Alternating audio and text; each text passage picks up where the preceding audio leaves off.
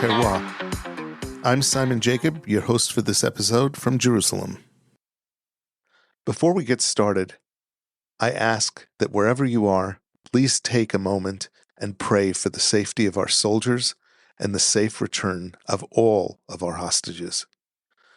Welcome back to the Kosher Terroir, the podcast where we uncork the stories behind the world's finest kosher wines, one bottle at a time. Today, we're taking you deep into the heart of Israel's historic wine country, where ancient tradition meets modern craftsmanship.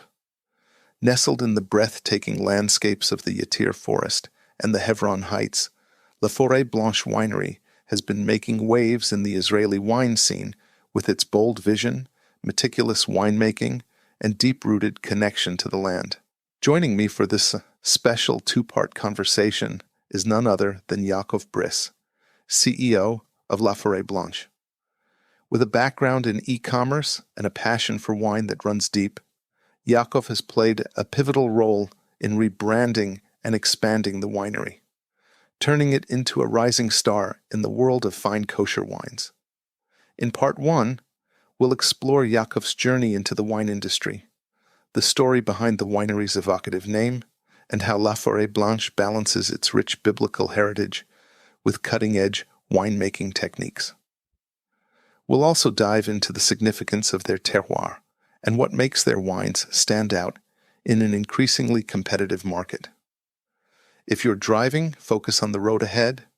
If you're home, pour yourself a glass of wonderful kosher wine, sit back, and get ready to discover the essence of La Forêt Blanche, where history, passion, and innovation converge in every bottle.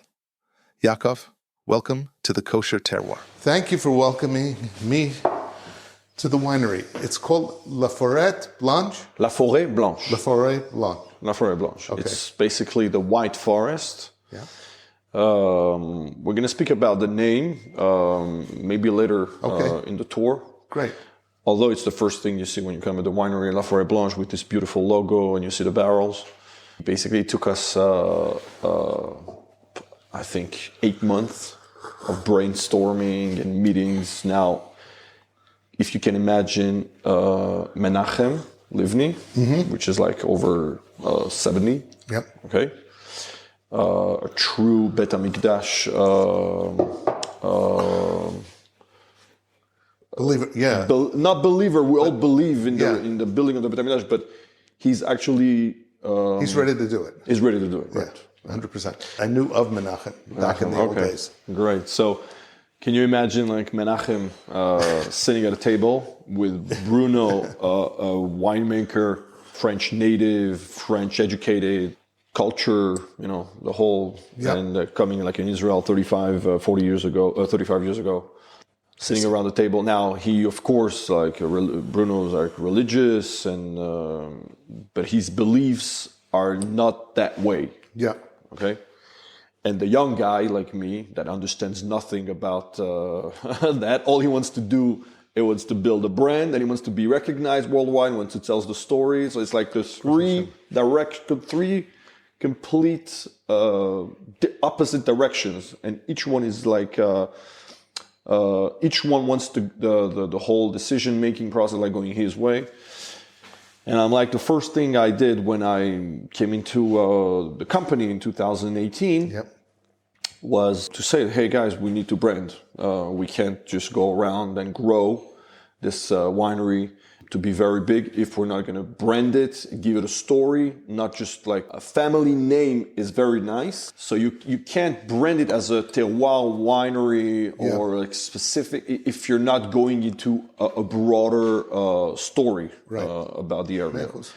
And my idea was to give it a French name, like not to hide our identity of the local, geopolitics or whatever. It wasn't the purpose. It was just to be authentic, to be as authentic as possible. And we knew we wanted to have to do with Yatir Forest because we're right next to Yatir Forest. The winery was going to move here. It was all planned. The building was existing already. Now, anything about Yatir Forest is copyrighted. Not the forest, not the Yatir forest. Everything is copyrighted. All the Yeshuvim names, everything is copyrighted by Karma Mizrahi and Yatir. You can't call it anything.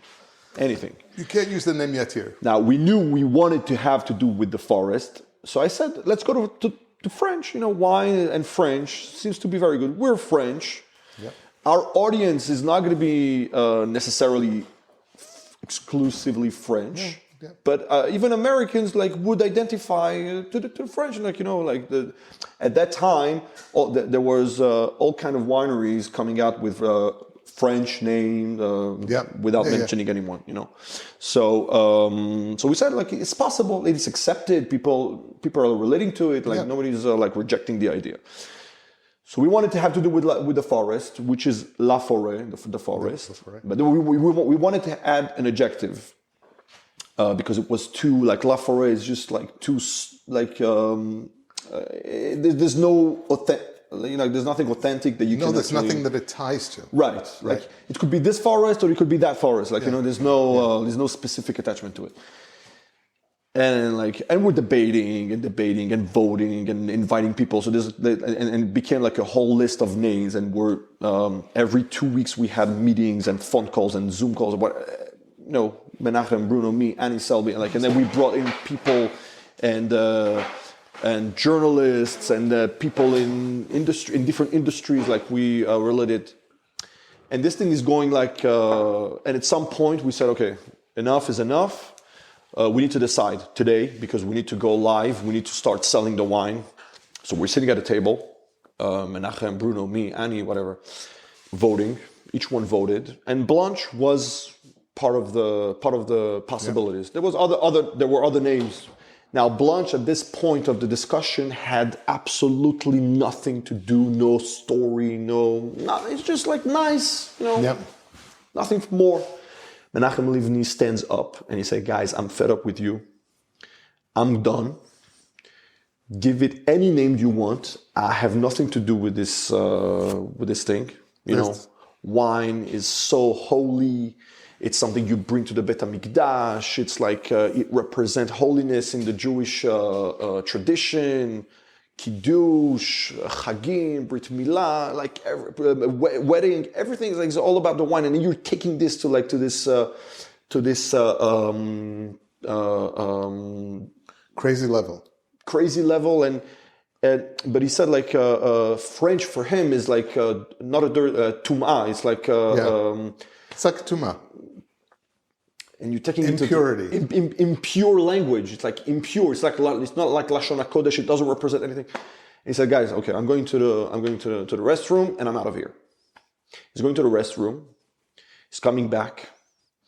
And he says, the Bet HaMikdash was called in Melachim, Yar Levanon, Va'iven et Bet Yar Levanon. You're these heavy. This is name and it has a meaning. The Bet HaMikdash, and you're going to this impure language. What is? And I said to him, what did you just say? The Bet HaMikdash was called Yar Levanon. So, exactly. And I said to him, oh, we got it. La Forêt Blanche is Yar Levanon. Levanon milashon Lavan, shebalbin avonotem shel Israel. Ya'ar, La Forêt Blanche, we got it, that's it. And he's like, holy Moses, we have a name. Yeah. That's the way. Great. That's the way. It's amazing. I was wondering how, the only confusion I had with it, and when people initially hear the name, they always think of it as being white wines. Right. Because it's wine. Yeah. But that said, I love the name. I think it's great. I love the branding. I like Annie's work, and I love the style of it, and it's just beautiful. So she was part of all the discussion, and that's how I think the first option of the logo was the logo that we picked. Didn't. She basically nailed it because our terroir is about David HaMelech. Yep. David HaMelech was king of Hebron 7 years before he became king of Israel. He planted vineyards. It's even said that he planned the architecture of the Bet HaMikdash. Yep. He architectured the Bet HaMikdash. He went and bought Har HaBayit, purchased it, and he started planning. It's even said that if David HaMelech would have built the Bet HaMikdash, it would have been never destroyed. Yeah. But he actually doesn't get to build it. Yeah. But you can see through Tehillim, he speaks about wine, he speaks about Bet HaMikdash, and he planted a lot of vines. Now, Shlomo HaMelech, when he built the first Bet HaMikdash, needed wine. And he basically, the vines that were planted by David HaMelech in Hebron were used to produce the wine that was brought to the Bet HaMikdash. And you have psukim that say like, Shea v'zichro keyein Lebanon, the wine of Lebanon that was going to the Bet HaMikdash. Everywhere in the Tanakh where you say Lebanon is about the Bet HaMikdash. So that's the relationship of the logo to David HaMelech, David's harp. Now it's fascinating even further because where the wine was used in the Bet HaMikdash was exactly at the same time of the Levite singing. Mm-hmm. The Mishnah says that you can't pour the wine without the Leviim, and you can't have the Leviim singing without pouring the wine. It goes together. Now I didn't realize it's a David's harp, but that's beautiful. David's harp, musical notes. Yes. Okay, that represents the Shir HaMa'alot, like the 15, like the Levite singing. Well, letters L, F, B, and the vines and the trees in the forest. Like this is the representation, the whole representation of the logo. So after we decided that that would be the name, we had to have wines that tells the story. Okay, we can't just have wines because we have grapes and then we make any wine. And then, we make up stories about terroirs and different things, and then it goes on. We have that grape, so we make that wine. We have to have a flow. And the names of the wine have to tell that story. And that's how I went on. And this is like my work later in the process of giving the names because everybody was already tired and said like, if we had for one name, we had like 6 to 8 month discussions, then what it's going to be to have like 6 or 7 wines to name, just figure it out. Yes. Okay. It's crazy. I get it. And then we said that we would have names, Hebrew names, that speak about the Bet HaMikdash, but from different perspectives. What motivated the switch to make such a career shift? Oh wow. Well, I started working for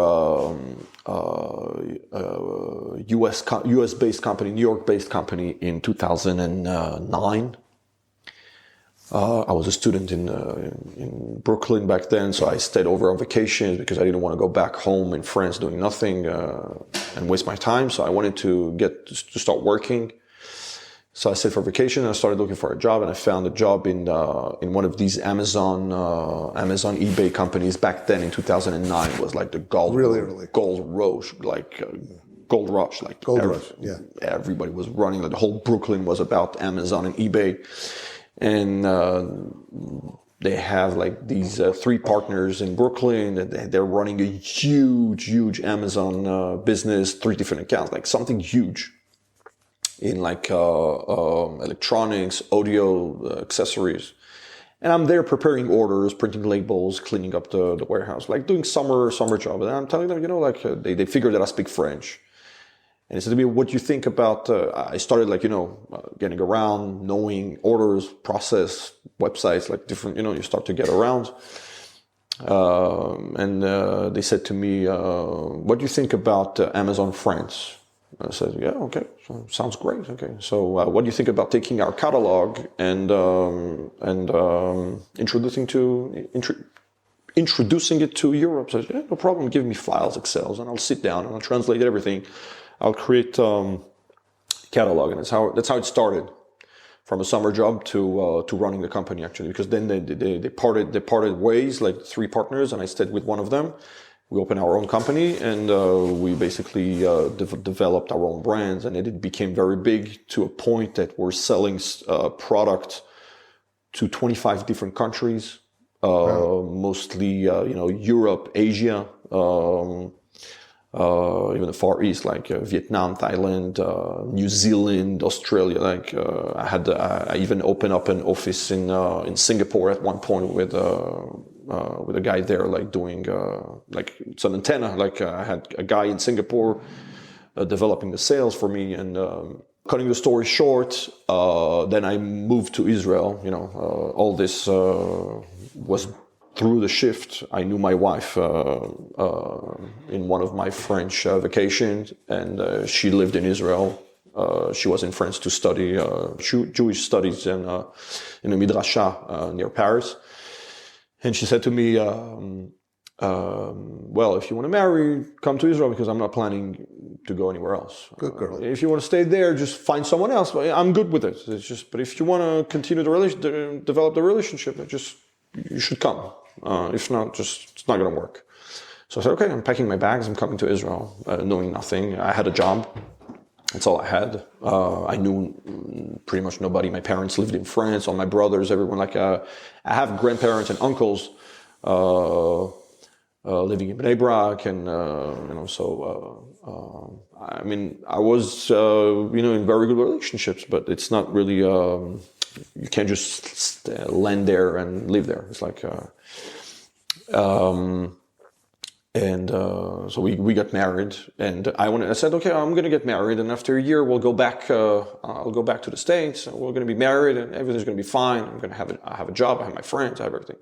And then she said to me after a year, going back to the States, marriage, it's not just like being single, expenses, whatever. And I talked to friends. I said, yeah, she's right. Like, be careful.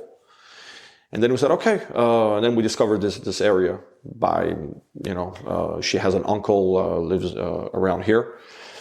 So we went to him, and I discovered this place, as a French Rome standard Jewish guy in France. We don't really know what the shtachim are, the Ityashvut and the Tzionut, wasn't something very, very of our first importance where I grew up in the education that I received. So I thought it was people doing barefoot, growing sheep, and not very well developed. And I came here, and I all of a sudden say, oh wow, these are nice people. They're happy. They're actually smiling.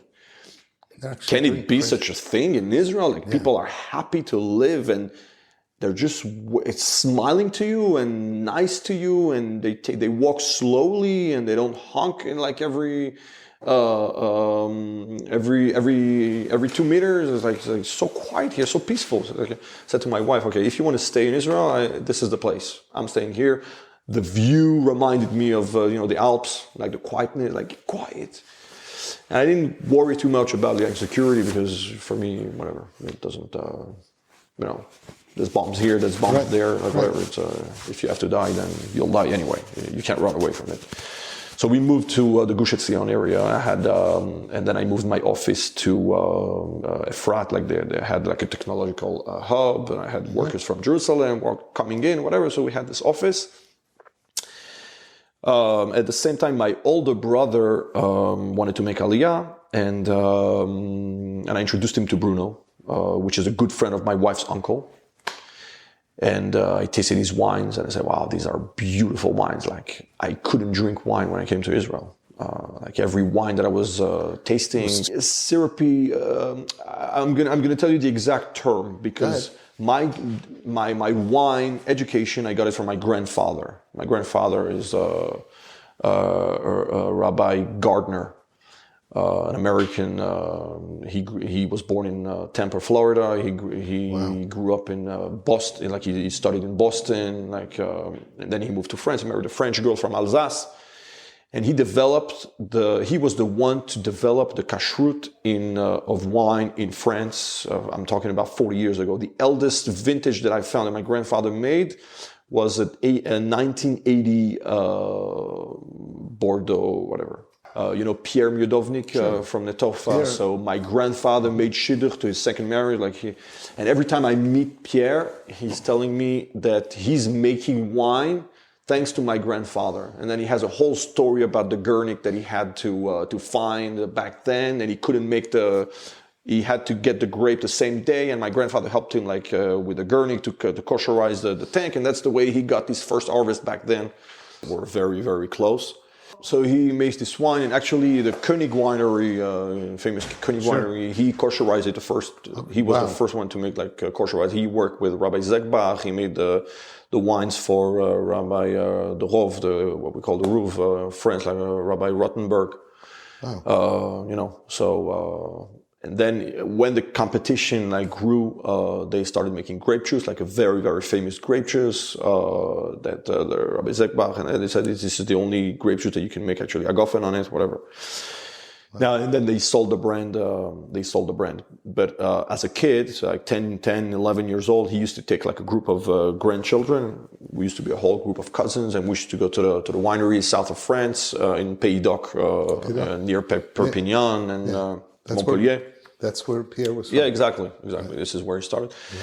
And we used to go to wineries, harvest, and pressings, and process, barrels, bottling. Every time. So we do the whole process, and actually the most fascinating part was the tasting. And my grandmother used to come, and she's a very, very good. She has like a very, very... amazing palate. Amazing. So she used to argue with the winemakers, and she has like this thing, she said, a wine that I can't drink, it's a wine that I can't sell. Right. That's the way. And then they used to argue to a point that this is what she said, and then they had to agree with her because they had nothing to say. And they said, I can't drink it, so take the whole vat, like 50 hectoliters, and just dump it because I can't drink that wine. Whatever, that's the level. Wow. So we used to drink wine, I'm 11 years old, drink wine on Shabbat, and this is since where I remember myself drinking wines, all kinds, my favorite ones are like Côte du Rhône because we're in the Rhône area, Mm-hmm. So this is what I grew up on: Côte du Rhône, GSM. This is my favorite wines. And I came to Israel. And I couldn't drink anything. And then I said, I used to find these bottles, expensive bottles for me with like 80 shekel. Even if I went out of my league, 100 shekel for a bottle was like crazy, like a fortune for me to spend on a bottle, And then I used to bring these bottles for Shabbat to my grandfather, say, I found this great bottle, 100 shekel bottle. I'm not going to say any brands or whatever. It's irrelevant. Opens it, tastes like my grandfather's like a Merlot guy, Bordeaux, Merlot, right bank, Right. This is where he started before moving to Pays d'Oc. He opens up the bottle and tastes it. He said, Yaakov, your wine is burnt. I said, what do you mean burnt? Said, you can't burn a wine. I said, no, it's burnt. Taste it. It's burnt. And I tasted it. Okay. And then until the fact that I understood what he meant is like too much wood, and it's like almost like a saraf. Yeah, to say burned, but it's actually it's thick. Too much. Yeah, it's too much. And I say so. Then I gave up. It's like I gave up until at one point that I heard, Greg Vaynerchuk, like today is a very, very famous, mm-hmm. So he had a podcast with Daniel Rogov. Mm-hmm. It was a very long time ago. Mm-hmm. And they tasted like Israeli wines. And he's tasting this bottle of Binyamina Yogev. Mm-hmm. Back then, I think it was a Cab Petit Verdot or the red label. Yeah. The red which label. one you mean? And he said, this is a great wine. So I went to the Supersal, it was like 30 shekel, and I tasted the wine. It's amazing. So I'm going to every Supersal and just emptying out shelves and bringing bottles at home. So, and this is what I was drinking, Yogev Red. And then I think they had a change of varietals or blend, and it's I don't know. Then I discovered other wines, of course. But and then I met Bruno, the winemaker, in 2012. When discovering the area, and there was like a bar mitzvah or some kind of event where my uncle was, and he was invited also, so he brought bottles. And I tasted this wine. It's like, what this wine is like? It's crazy. I never tasted something in Israel. It's like, and then I have a winery. Whatever. So then I came to the winery. Driving from Gush Etzion to the winery, and he's showing me the winery, and I pick up cases, whatever, and then they were just bottling some. I came to pick up bottles, but I ended up working the whole day, bottling. I don't remember which vintage it was. I think it was 2011 vintage or something like that. They were bottling, It was here? He was here? It was in Carmel. Okay, it was in Carmel. In Carmel, okay. right. It was like in a sort of a shed, like it wasn't even a shed, it was like a container, and then there was a shed next to it with a concrete plate. So what was it called? It was called Livni. So those were the original bottles of Livni. Original bottles of Livni. Okay. I still have some bottles. Okay, I'll show you after that. But and then I said, okay, when you need me next time, just call me. He said, yeah, no problem. We're making blends like in 2 weeks from now, like we're tasting barrels. Just come.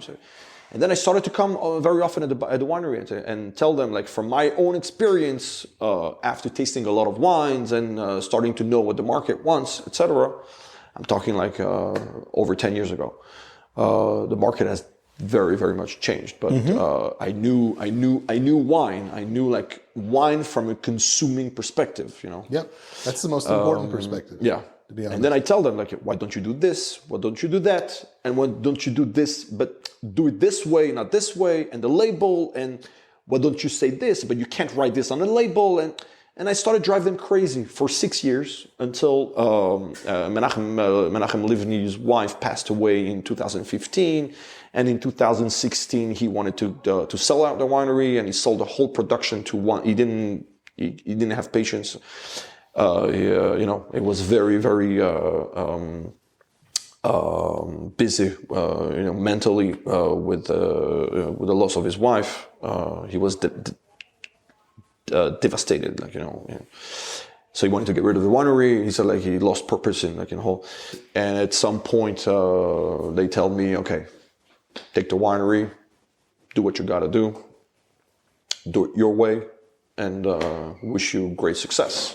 Bruno's coming in as a partner. He said, I'm only coming in as a partner if you're coming with me, because I don't know anything about selling the wine. I can make wine, but I can't sell it, you know. And I need someone that can sell the wine to tell me what, you know. What to do. So that's the way we got together. And it was a point in my job, to answer your question, how did I did that whole switch? It was to a point that I had to decide, like, if I'm continuing in the company or if I'm stopping. We had some issues, like some running issues. And at some point I stand up and I take the decision just to leave that company. And I said, I want to focus on something with a purpose, something in Israel, something that's going to help others. And some, you know, wine was always a very big, passionate thing. You know, it's not just a drink. It's like, when you see your grandfather, like at 50 years old or 60 years old, like running up, and as a kid, I had a hard time running after him, like going up like the ladders of like a 50 or 60 hectoliters vats, which is like huge silos, you know. Gigantic, right. And you just go around, and then you have to go in and kosherize it, and then you see you see your product at the end, and you're so satisfied with it. And like this is what's so passionate about it. And you learn about different tastes, whatever. So it's not just about the drink and the taste. And this is how I decided, like, just to switch completely. And I said, okay, guys, I'm doing the business development projects. I didn't even charge anything. It was like just to cover my expenses, you know, like car. And I said, guys, I'm taking this project and let's do something with it. We're going to find investors. We're going to rebrand. My dream was to use all my marketing skills that I've learned over the years with selling stuff over the internet, branding. And I said, okay, wow, this is like the next level, because wine, it's not about what you see. You can't even describe it. Like, it's something you can't sell if you don't taste it. So this is like another challenge. Like, you have to create a great brand. You can't get a taste or smell over the internet. Right. So it would be nice if they could, but you can't. Not yet. So my conclusion was that you have to cause the consumer, or, you know, such emotions that he's going to say, okay, I must taste this thing. Like, and it's without even talking about taste, because taste, it's like, until you taste it, you can tell any story you want. Until you taste it, your taste is not my taste. So I could tell you raspberries and blackberries and anything, but then you're going to taste it, you're going to say, your wine is burnt. or not burnt or whatever. Right. But it's your taste against my taste. So it's not the way you sell it's wine very online. subjective. Yes. So I said, okay, this is one heck of a challenge that I must have on my. I must experience this, and I must succeed. And I want to start from scratch, and I want to be successful. And this is how I took this project on. My wife said, like, you're completely crazy. You're leaving a job, and you're successful, and you have a like. What are you doing? It's like, no, you don't. I'm doing this, and I'm going to be successful. And it's just for my passion. It's for I need it for my neshama. It's like, this is my destiny. You had a vision when you came on board. How has the vision changed over the years since 2018 when you first became the CEO? Has it changed, or have you just been? I have the same vision. Okay. It's just becoming a reality. It's just the way I envisioned it. Nobody believed it. Nobody believed in it. Everybody thought I was crazy. Yeah. Everybody, nobody believed that I would be successful. But I was so excited and so passionate about it that it actually convinced people. And I said, okay, try. And then we have this project that we're going to sell wine online. And I said, okay, I have to do something with the pricing. And I was doing these Kickstarter campaigns back then, selling watches and selling jewelry, like doing these Kickstarter campaigns. Like back then you had this in 2014. I don't know, like Pebble. But before that, yeah, even before that, I was all over the Daniel Wellington project. The watches. Yes. So we made actually a different project that way, but like in cutting the middle guy, whatever. There's this whole concept, and I thought it was so great, and I said that I've started to learn this whole concept. And the way, it's not just the way it looks. There's a lot of stuff going on behind these campaigns. It's not just the way it looks. And the guy sold like 2 million watches. It doesn't really work that way. But anyway, I started to learn the whole business, and I said I have to do this with wine in Israel. Cut the prices. Everybody has a problem with the wine prices. And okay, if I'm going to sell it direct, why would I put the money, the 30% of the store price? Why would I put it in my pocket? It's like, so I started off this whole winery. I said, okay, guys, like I don't need 30. I'm going to sell a lot of wine. I don't have stores to pay. I don't have anybody to pay. And I'm going to sell the wine direct. So I could reduce 30% and still make a great profit. Yeah. And just grow the business and actually have a greater and faster penetration with my brand and be successful. And then we're going to see later. Later, we're going to have to go into stores because that's the way it works, Once you become a brand, people ask for it. And it actually happened a lot earlier than we anticipated it. Stores started calling me, Yaacov, like, we need your wine, we need your wine, we need your wine, La Forêt. Everybody's asking me my store. There's stores in Petah Tikva, in Tel Aviv, in Ashdod, in Netanya. Everybody's calling me. And I can't even recall the amount of stores that called me. Some stores insulted me. So like, you're crazy. You're gonna need us, and then when you're gonna need us, we won't take you in, etc. And I said, no. It's like, I'm not doing stores. And then distributors started contacting me. One distributor, the other distributor. I could take you in this store. I could take you this. I could do that, or whatever. And so no. And then at some point, one distributor really convinced me. I was really excited about the brand, and I was the only winery, Israeli winery, on his portfolio. So I'm not sharing his work with other Israeli wineries. And he was very convinced about the way it would be. And I said, okay, this is the way I want to work. And he looked for an Israeli kosher winery for all his customers that were asking him, and he couldn't find a winery that would suit his vision of his business and the vision of the winery. So it's a very, very difficult segment, right? Yeah. To deal with distributors and to deal with stores.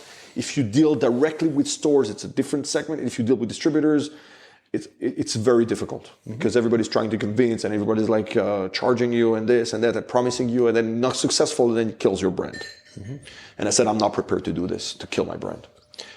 So we went with him and just... The Israeli wine business is incredibly highly competitive. So what strategies, you discussed some of the strategies just now as to how you focused on direct and then with one focused distributor rather than trying to market it to everybody. But is there a specific strategy that you had to make yours kind of leap above? There's so many Israeli brands now. There's Right. literally hundreds of new wineries all the time. Right. So my strategy.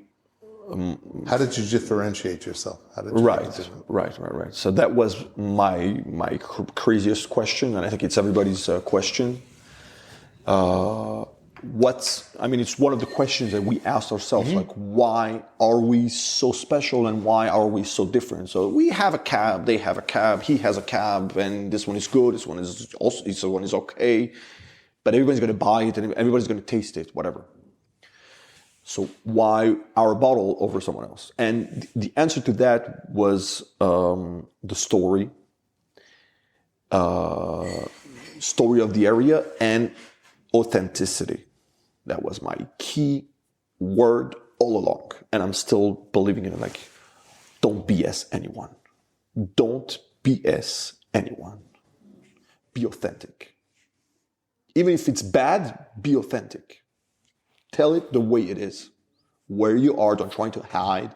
And stick to it. A lot of people try to take me out of, like, it's not good, the brand, the French, and the label is too white, and this is too...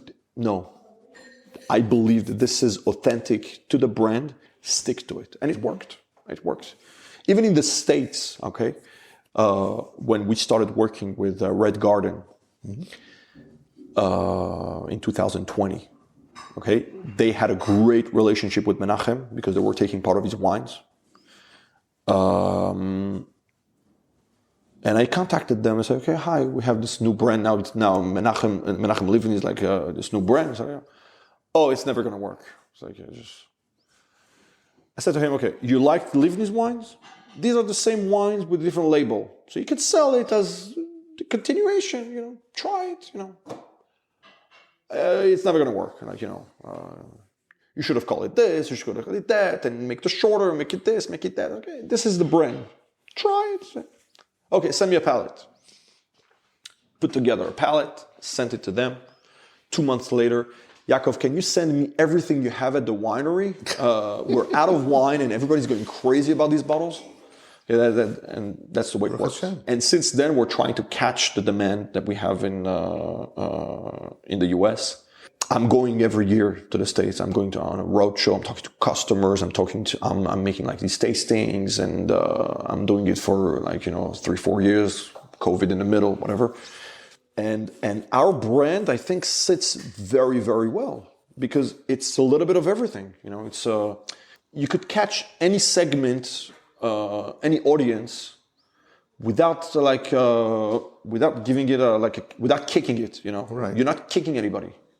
Gently, some people are going to like the logo, some people are going to like the name, some people are going to like the little pasuk at the bottom, it's going to say, just to have this twist of holiness, and everybody's going to relate to something, and people, once they taste the wine, they're going to remember it. That I was convinced since the beginning. That's what brought me in the winery in the first place. But I said, how do I get people to taste the wine in the first place if I don't have a story? Because it's a bottle and this is a bottle. Why should I pick you? Yeah. There was the strategy. And I stick to it for 3 years, selling the wine directly to consumers. Without making any differences, because once you go into the stores, then your pricing have to be adapted, and then you make mistakes, and then you can't fix it. So I said, if I'm making that step, I have to be prepared, and I have to do it right from the beginning. And that's what my distributor liked. And then I went on and did things slowly, no rush, went into stores one after the other, and if a store didn't want our product for one reason or another, we just didn't push. We went to the next store. We didn't need the stores. The store, I wanted to be in a position where the stores would need us more than I would need them, you know. They called us to bring the wine in because the customers are asking. So if a customer asks, I'm here to serve, you know. What's your volume now? How many bottles? So when I started in the winery in 2018, the first vintage of La Forêt Winery, La Forêt Blanche Winery, which was 2017, was 13,000 bottles. And last year's vintage, 2024, we produced 75,000 bottles. But it's still not enough. You know, the demand, if I have to answer the demand, the orders that I have, the contracts that I have to be somewhere around 150. It's good. Can you do that here? We could. Okay. But if we're going to do it too fast, we're going to lose something on the way. Right. You know, so what we're doing now, we're planting vineyards and we're growing. And the demand is also growing. So by the time we're going to reach the 150, the demand is going to be beyond. But it's a good thing. It's a good thing to do. Where do you source your grapes from? So today we have Menachem Livni's vineyard, you know, obviously, which is a good chunk of it. You know, it's like almost 40 dunams of grapes. The oldest vines there are 40 years old, you know, which is the Cabernet that makes the Yaar Levanon. He planted more Cabernet, whatever. So we have grapes in Ma'on. If you drive from Yerushalayim, so we have these new vineyards in Ma'on, which the 2024 was first yield. We have in Soucia. The whites are growing in Soucia, you know, Viognier and Chenin Blanc. Yeah.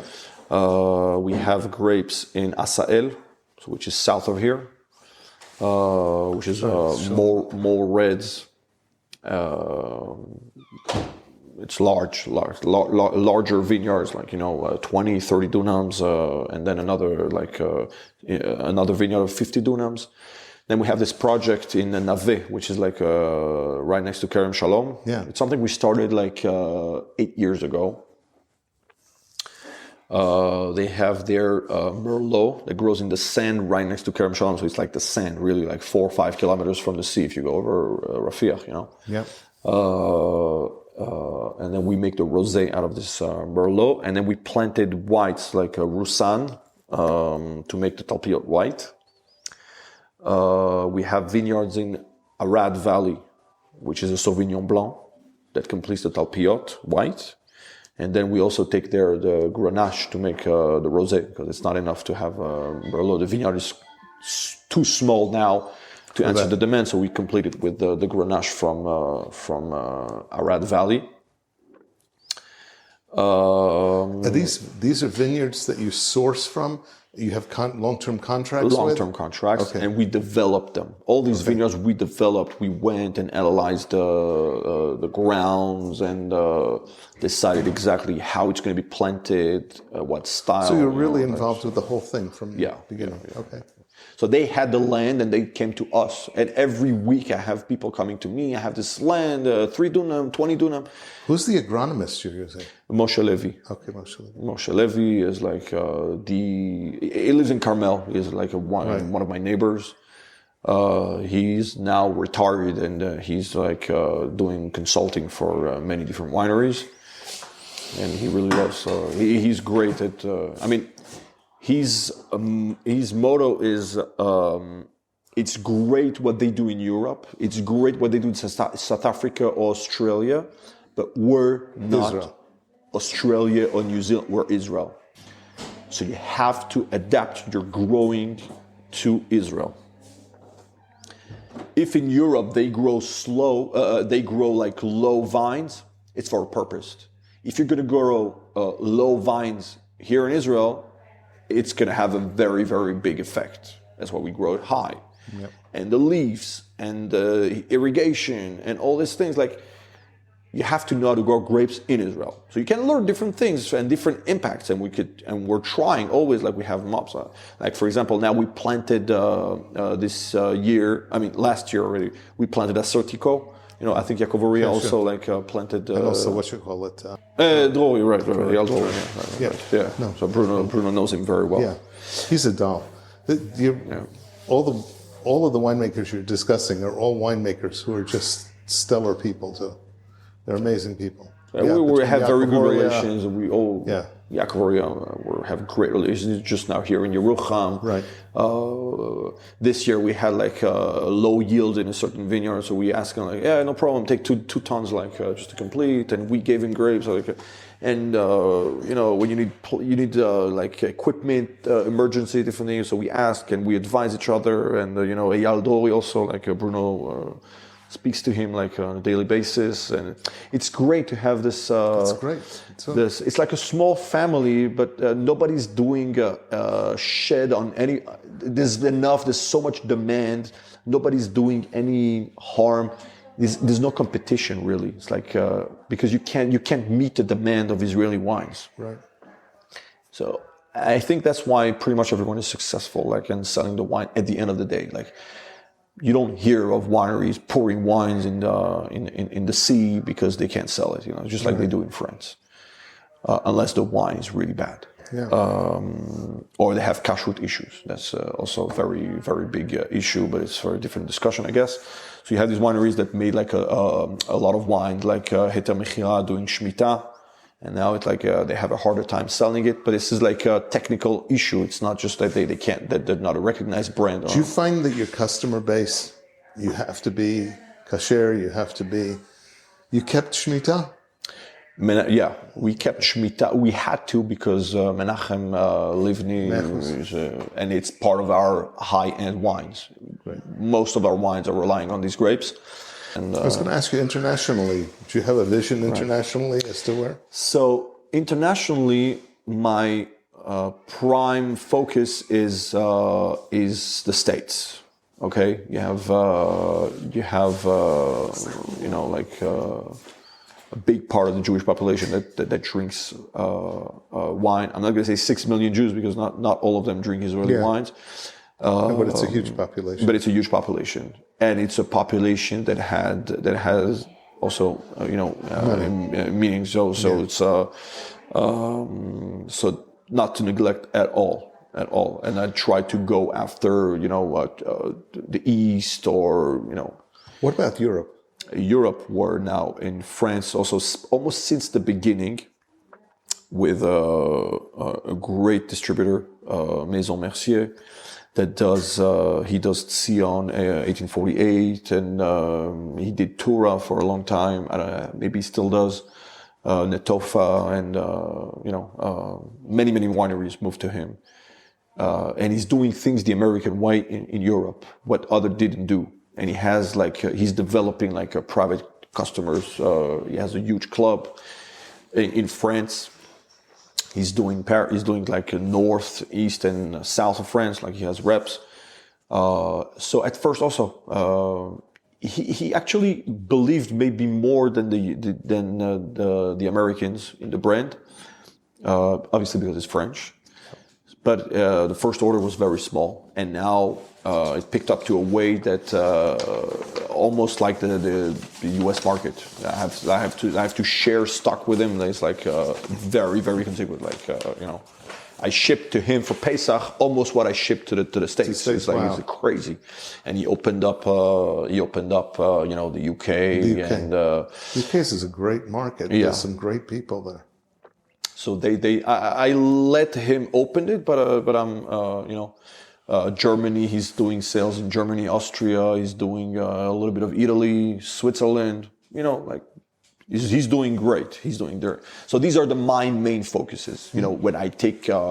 When I make productions, forecasts, and different things, I take these two markets very seriously. So it's export is U.S., France. Then I have Israel B2B, and I have Israel B2C, and that's basically my forecast. And then I have spare wines that I try to open new markets, such as China and Philippines and India. Someone contacted me from Thailand and different places that in case I'm gonna need extra development, whatever, and China is a great market, but it's difficult to penetrate there with Israeli wines because they are mostly non-kosher. In France, for example, talking about non-kosher market, most of our consumers are Jewish, but now he successfully made it to the menu of the Club Med, Wow. Club Med in the Alps. So it's like 18 hotels just in the Alps, Wow. So they all have the De Vere Estate blend on their menu as the only kosher Israeli wine. So they have like Greek wine, Italian wine, like one wine, like Spanish, and they have Israeli. They're not going to hold the whole portfolio of yours. They're looking for wine. It's great. It's great. And they're not doing any noise. And we asked them to publish this. They said, "No, you're going to do so much damage by publishing because then they're going to boycott us. Yeah. So just don't say anything. Just leave it alone. And it's going to do the work, And so this is the non-kosher an example of one of the non-kosher experience. What's your goal in the next 5 years, in the next 10 years for the winery? My goal for the next 5 years is to be successfully make it to 100, to double it, as per our plan to answer the demand. But not just double the production. I'm not focused on growing production because if you produce wine that you can't sell, it doesn't really help. Yeah. So my focus is to meet the demand that I have now, 150,000 bottles, but keep the quality. Have enough vineyards and to plan now already for vineyards that are going to take me up to 200,000. You said that the customers are changing. So my anima amin, is the Cabernet Sauvignon. Okay. It's the leader. No matter how hard everybody's going to try to dismantle it from the top, it's still going to be king. So we can, once we understand that, then we can build. So Cabernet has to be our main focus. Now we are developing more whites because the demand for whites is going up exponentially. No matter how much bottles are produced, it's never enough. This year Talpiot white reached 10,000 bottles. I never believed that I would make it above 5,000 bottles. And it's already sold. It's like I have to fight for what I have left, to stop sales. The States wanted another pallet. I told them no. France, whatever I have here, I hope it's going to last until Shavuot. This is how crazy it is for the whites. So we are developing more whites. We have the Ariel white, which is our high-end white, which we're going to taste later if you want. Which is Viognier and Chenin Blanc, because Bruno in the whites, he was not a white guy, But he told me if we're going to make whites, that I'm going to do my whites, what I believe in whites, not Chard and not Sauvignon Blanc and not the regular stuff. Right. I want to be more in the Rhône, like Côte du Rhône, which is like Viognier, Chenin Blanc, Roussanne. These are the grapes that we're working on. And then the Sauvignon Blanc that we use is not single. It's like adding up like acidity, it's very well balancing the Roussanne that we have, for example. So this is growing in the whites. Obviously, the rosé, we're switching it to a more, I'm not going to say Provence because we're not in Provence and we will never be. Right. Okay. Can say that we're Mediterranean, but it's also a little bit, we're Israeli. Okay. And I think a good grape to make our rosé is the Grenache, which we planted. It's delicious. Many of it, but the Merlot that we have that grows in the sand is fantastic, and that basically makes the rosé. We're going to taste it, but that makes the rosé not watery, acidic like the Provence type, and not over fruity like most Israeli rosés. It's right in between rosé. It's like just fruity enough with a great acidity balance. That right where it needs to be. I think this is the rosé, but we don't really believe so much in rosé, and this is what I hear from the market. You know, rosé is not the big thing. It's actually going down in sales. I think the whites are going to be. Whites is the big thing. White it's growing very, very fast, and the market needs white. I have a question, Bruno. You have a second? The question I have is there a varietal or a blend? Yesh, you're going to have to translate. You understand. Is there a varietal or a blend? He's not sure. So is there a varietal or a blend that you really want to work on in the future that you haven't had a chance to do yet? Oh, this is the question. That's what C'est quoi ton blend de rêve que tu veux travailler sur le plus tard? Mais on est déjà en train de le faire. On est déjà... future blend. Gigondas. נכון? באמת, מה שאני רוצה, מה שאני חולם לעשות, yes. זה יהיה בעברית. This is what he's dreaming of to make, yes. זה באמת, יש איזה יין אחד שאני מאוד אוהב בצרפת, בגלל שעבדתי והתחלתי את העבודה שלי בכל מה שבאזור של בורגונדי. אוקיי. למרות שהיין הוא קצת דרומי יותר מהאזור הזה, זה הג'יגונדס. Okay, Gigondas.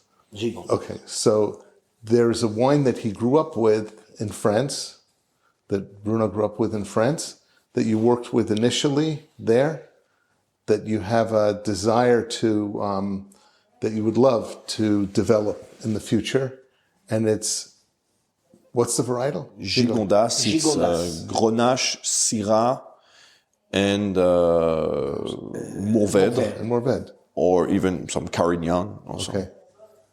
That blend. Okay. So that's a Rhone blend? Yeah, one of the Rhone blends. One of the Rhone blends. Okay. Wow. Gigondas is like, would you say, Puligny-Montrachet, or like, it's a place, Gigondas. Yes, yeah. Châteauneuf-du-Pape. Right. So that's what you're looking for in the now future.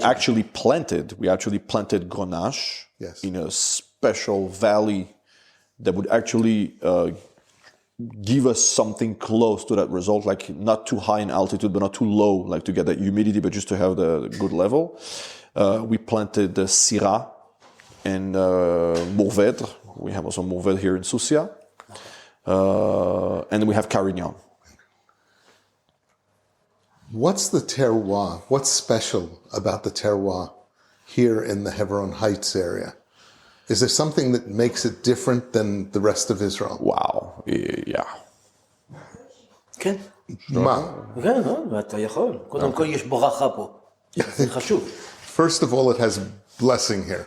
נכון. This is a special place because of it. Yeah. יהודה קיבל ברכה מיעקב. כן. נכון, זה ראינו בתורה. יעקב נתן ברכה ליהודה, ואנחנו פה בארץ יהודה. אז קודם כל, יש משהו מאוד מיוחד פה. כן. זה דבר אחד. אבל זה מיסטיק, זה דתי, אבל זה נכון. אנחנו בני מאמינים, אנחנו מאוד מאמינים שפה יש משהו מאוד מיוחד. There's a blessing here because this is the land of Yehuda, and Yaakov gave Yehuda a blessing specifically. Yaakov made wine in that area. Yeah. He poured wine to Yitzchak Avinu when he, the story with Esav. So he brought him wine. Wine from here, they lived in Hebron area. Yes. This is where Yaakov Avinu lived. So, and this is where he gave the blessing to Yehuda. It should be called Judean Heights, not Judean Hills. It's not the hills; it's like lower Judean Heights. And there aren't many wineries that grow grapes at that height, like Hebron Heights. Yeah, there aren't many wineries. I mean, in fact, I think Livni's vineyard is the only commercial vineyard in that area. You have Kerem Hallel. It's like a small private vineyard. Yes. You have other wineries in the area, but they source their grapes outside. I didn't even know Keren Hallel was there. That's interesting. Yeah. No, I know which one. I know Caramello, but it's a small vineyard. Like, I don't know, he makes like 2,000, 3,000 bottles. It's not that commercial. I'm talking about commercial grapes. So it's very, very unique. The altitude,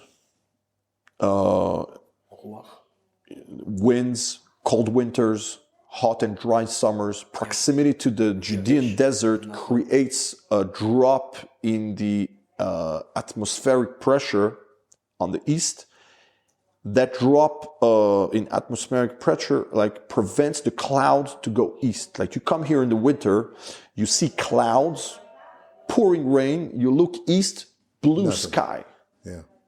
And it doesn't rain in the Judean desert, which is like a few kilometers east. It's like, I live like at the border of Carmel. It's like right at the edge. It's called Sha'ar Midbar, the desert gate to the desert. Yeah.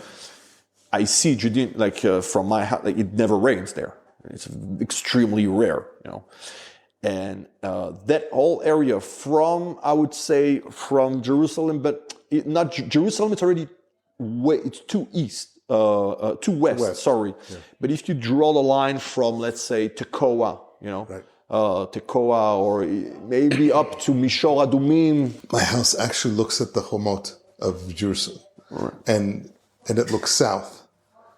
And you can see the clouds come, and then they stop. Right. And into the desert, there's nothing, and it can be pouring with rain, but into the desert. And this is unique to that place. You don't have that in the Mishor, in Harei Yehuda, different altitude, wind, dryness, humidity. How high is it here?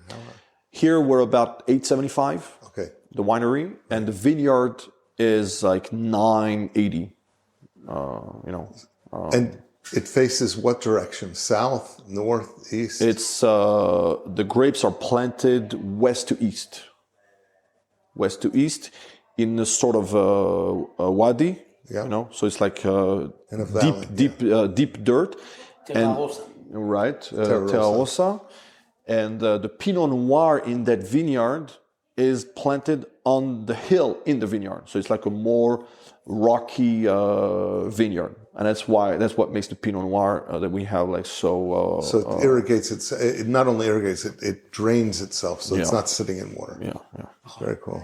So that's pretty much the vineyard, the terroir. Thank you. Toda, Bruno. Alo really amazing. Okay. Baruch Hashem. You want to make a pause, like eat something, drink something? Let's taste some. You got me thirsty.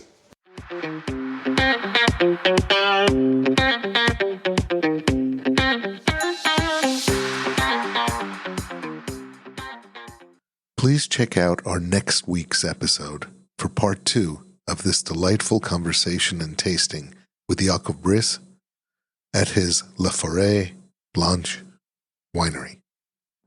This is Simon Jacob again, your host of today's episode of the Kosher Terroir. I have a personal request. No matter where you are or where you live, please take a moment to pray for our soldiers' safety and the safe and rapid return of our hostages. Please subscribe via your podcast provider to be informed of our new episodes as they are released. If you're new to the Kosher Terroir, please check out our many past episodes.